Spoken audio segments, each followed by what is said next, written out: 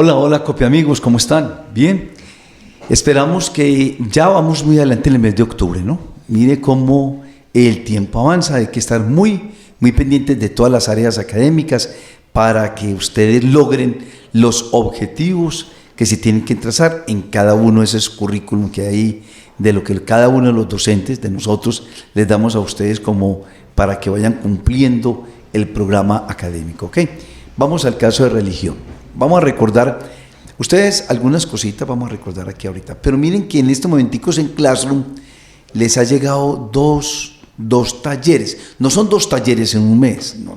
Estamos un poquitico atrasados, ya habíamos empezado el taller número 8, acabo de publicar el número 9, pero el número 8 apenas lo estamos iniciando, entonces se nos va un poquitico más allá, pero no hay problema y lo vamos realizando. La cuestión no es de correr, sino de que podamos cumplir con los objetivos que está trazado ahí en el plan anual académico del área.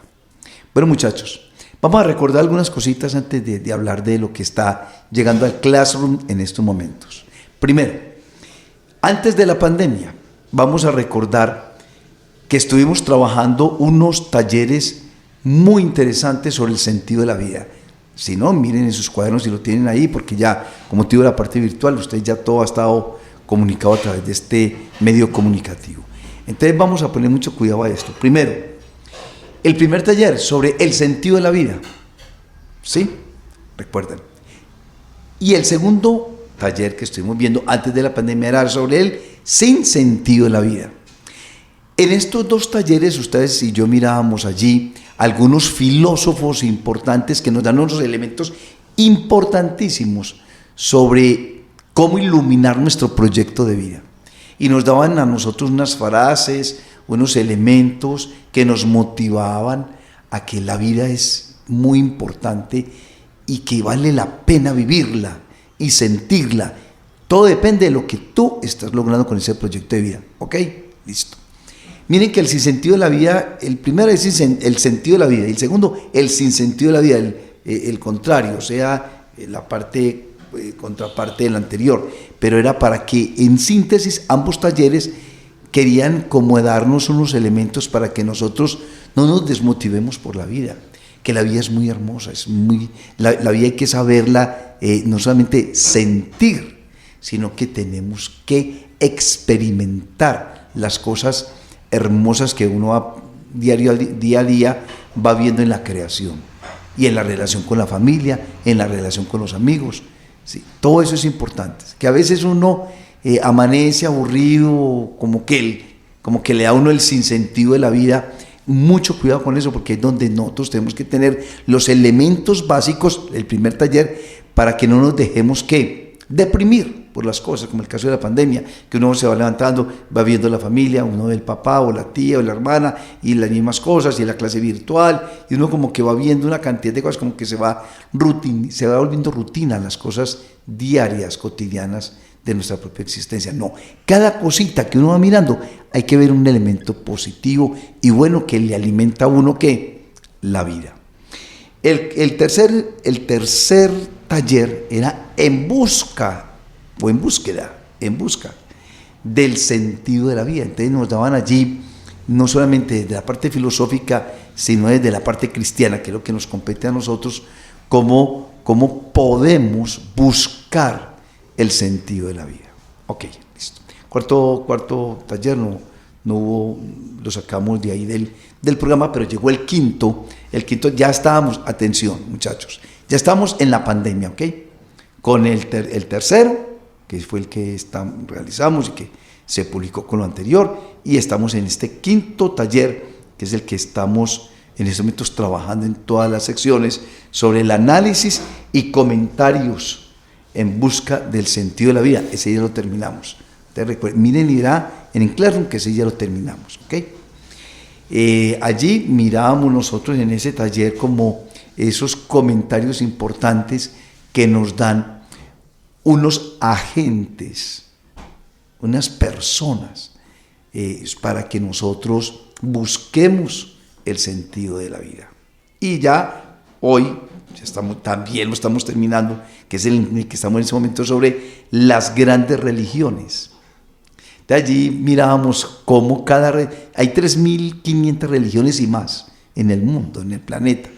Pero estábamos basados en 5 grandes religiones que las tienes en tu classroom, lo tienes en tus trabajos virtuales, donde mirábamos en esas religiones porque tienen más adeptos, como es por ejemplo el hinduismo, ¿cierto? El budismo, teníamos también el islamismo, el mismo cristianismo, bueno, en fin, como todas las religiones tienen un fundador, tienen un escrito religioso, en el caso de nosotros la Biblia, en nosotros el Corán, los Vedas, bueno, ya ustedes, ya eso lo hemos trabajado.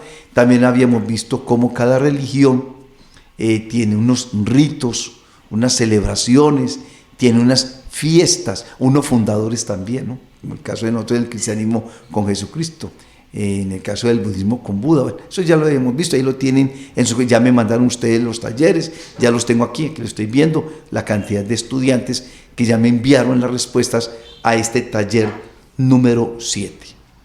Pero estamos todavía en él, y vamos a decir, ahorita les voy a mandar incluso algunos elementos importantes como síntesis de ese taller. Y el número 8, que es el que nos compete en estos momentos, que ya deberíamos de haberlo terminado, pero estamos un poquitico atrasados, es el contexto geográfico y social de Jesús. Ya vamos, miren cómo ya vamos a empezar como a hablar más concretamente algunos elementos importantes de este gran hombre como es Jesucristo. Jesucristo tuvo varias situaciones, bueno, geográficamente aquí vamos a ver cómo desde el punto de vista de la misma historia, es un hombre real, existió un hombre llamado Jesús a través de toda la ciencia, los arqueólogos, los mismos historiadores, los sociólogos, todas las ciencias han intervenido al estudio de que, a ver si es verdad que ese hombre existió. Sí, la ciencia te lo puede mostrar, si existió un hombre llamado Jesús, en dónde nació,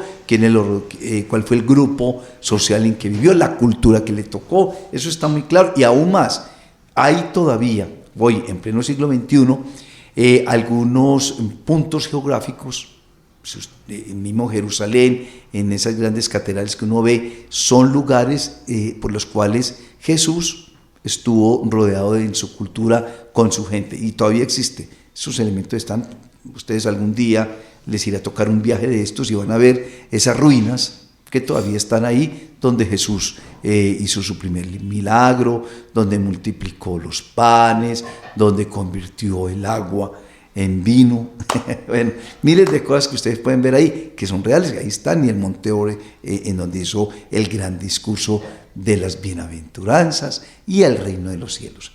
Pero ¿qué fue lo que pasó con este hombre Jesús? Que es lo que nos compete ahorita en este momento en el curso. ¿Por qué este hombre fue tan polémico en su cultura? Y todavía hoy es como con una cantidad de personas y de filósofos que han hecho al cristianismo una cantidad de interrogantes históricos. Este hombre, ¿qué fue lo que hizo? Que todavía en pleno siglo XXI estamos hablando de Jesucristo, de Jesús y de su iglesia. Miren uno, por ejemplo, aceptó a los excluidos sociales y se pone a su lado. Eso es gravísimo. En la época, en la cultura de Jesús, los excluidos, las personas que eran pecadoras, las personas que eran consideradas en su cultura como un ser no bien recibido, incluso muchos de ellos crucificados, porque el fin de ellos era crucificar a una persona, era como la pena última que tenía que pasar un excluido de estos, y cualquier criminal y cualquier persona que no era bien recibida en la cultura. Por eso la cruz es muy importante para nosotros los cristianos, porque Jesucristo ha convertido esa ignominia de la cruz, esa visión que tenía la cultura de ese momento en la cruz como algo detestable, algo horrible, algo bueno.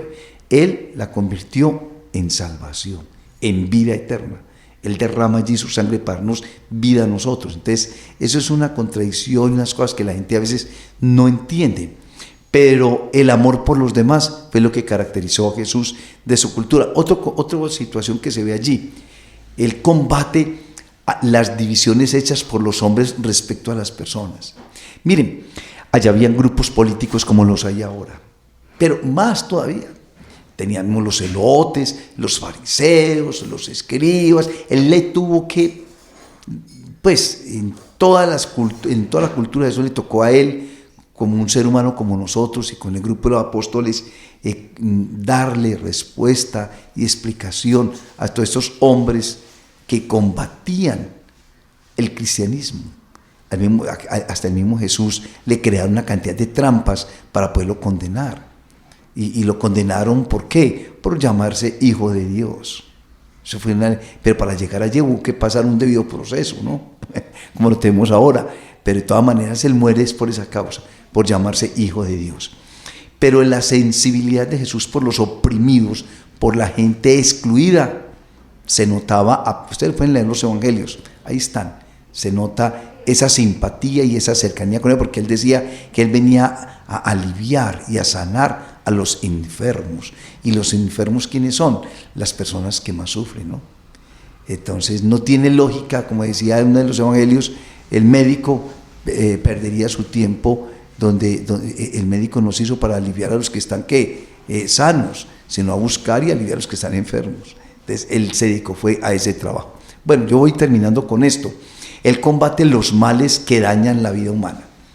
Combate los males que dañan la vida. En el caso, por ejemplo, en la actualidad lo que es por ejemplo, la drogadicción, digamos el alcoholismo, el capitalismo, el consumismo que tenemos tan impresionante que la gente gasta y gasta por gastar. Él combate toda esa cantidad de desórdenes humanos que hay en la persona, en el ser humano, la soberbia, la envidia, el rencor. Él combate todo eso. Y hay personas que no les gusta que un tipo intervenga sobre eso, y sobre todo en nuestra propia cultura, ver personas que están detrás de que las personas que pensamos o estudiamos, pues no son bien vistas, porque nosotros creamos la inquietud y creamos el interrogante a las personas. Bueno, hay que liberarnos, tenemos que salvarnos de esta mediocridad en que vivimos. Finalmente dedica pues su vida Jesús a la realización del ser humano en todo su esplendor, dedicación a los demás. De eso lo vamos a empezar a trabajar a través de esta guía. Aquí les dejo algunos aspectos importantes que están ahí escritos en la guía, y el desarrollo de la actividad son 2 punticos muy sencillos, los cuales vamos a explicar en clase. Entonces, tal como habíamos dicho y les explicaba anteriormente, vamos a iniciar entonces con este contexto, el contexto geográfico y social de Jesús. Estamos ubicados entonces así en el taller número 8, ¿correcto? ¿Qué vamos a ver aquí sobre ese contexto geográfico y social de Jesús? Voy a presentarles, vamos a iniciar el estudio de la guía mirando algunos aspectos, no todos. La primera parte, las tareas propias, ahí aparece en la guía, está en el escrito, en el documento, que las tareas propias de un hombre de la época de Jesús se fundieron con la misión divina y redentora que el Padre había encomendado a su Hijo.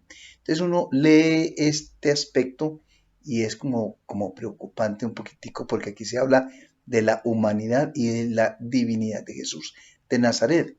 Recordemos que nació en un establo. Esto es históricamente cierto.